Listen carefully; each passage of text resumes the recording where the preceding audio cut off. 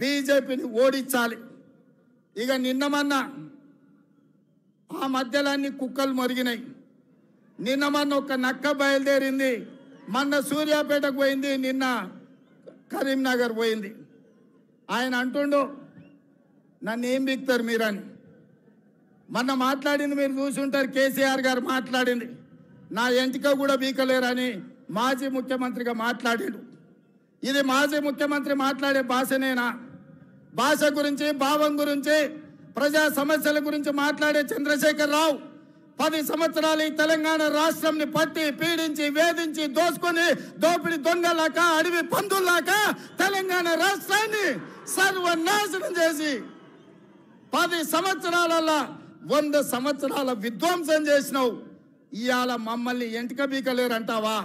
మా కాంగ్రెస్ పార్టీ కార్యకర్తలు అనుకుంటే నీ ముడ్డి మీద డ్రాయర్ కూడా ఉండదు పీకడం మొదలు పెడితే. బిడ్డ నువ్వు అనుకుంటున్నావేమో కాలు ఇరిగిందని, లేకపోతే కట్టెపట్టుకొని నడుస్తున్నా అని, కూతురు జైలుకు పోయిందని, అధికారం కోల్పోయిందని కొంతకాలం మేము సంయమనం పాటించినాం. ఏ మనిషికైనా కష్టం వచ్చినప్పుడు మేము మానవత్వంతో మీ గురించి మాట్లాడకుండా మర్యాద పూర్వకంగా వ్యవహరించినాం. ఇవాళ నువ్వు అనుకుంటున్నావు నువ్వు ఏది పడితే అది మాట్లాడితే చూస్తూ ఊరుకుంటామని. చూస్తూ ఊరుకునేటోడు ఎవరు లేరు. నేను పెద్దలు జానారెడ్డి గారి లాగా కాదు, నేను రేవంత్ రెడ్డిని బిడ్డ.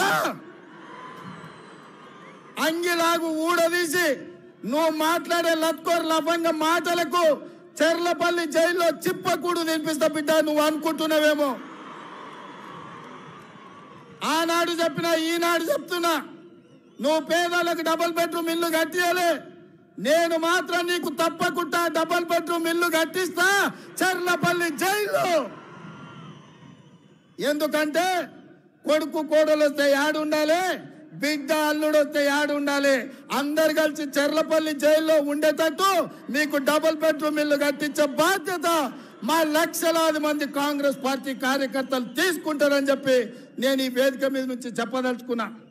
అందుకే మిత్రులారా, మీరు ఆలోచన చేయండి. డిసెంబర్ 7 నాడు మనం అధికారం చేపట్టి డిసెంబర్ 9 నాడు ఆడబిడ్డల ఆర్టీసీలో ఉచిత ప్రయాణం, రాజీవ్ ఆరోగ్యశ్రీ ద్వారా ప్రతి పేదవాడికి 10 లక్షల రూపాయలు ఉచితంగా వైద్యాన్ని అందించే నిర్ణయాలు తీసుకున్నాం. ఇదే కాదు, మా మిత్రుడు పెద్దలు పట్టి విక్రమార్క గారు ఆర్థిక సమస్యలు, రాష్ట్రం సంక్షోభంలో ఉంటే, జీతభత్యాలు ఇవ్వలేని పరిస్థితిలో రాష్ట్రం ఉంటే ప్రభుత్వ ఉద్యోగులకు అదేవిధంగా పెన్షన్దారులకు 1వ తారీఖు నాడు జీతభత్యాలు ఇచ్చి రాష్ట్ర ఆర్థిక పరిస్థితిని గాడిలో పెట్టిండు. ఇదే కాదు, ఆడబిడ్డలను దృష్టిలో పెట్టుకొని కట్టెల పొయ్యితోని కన్నీళ్లతోని ఆడబిడ్డ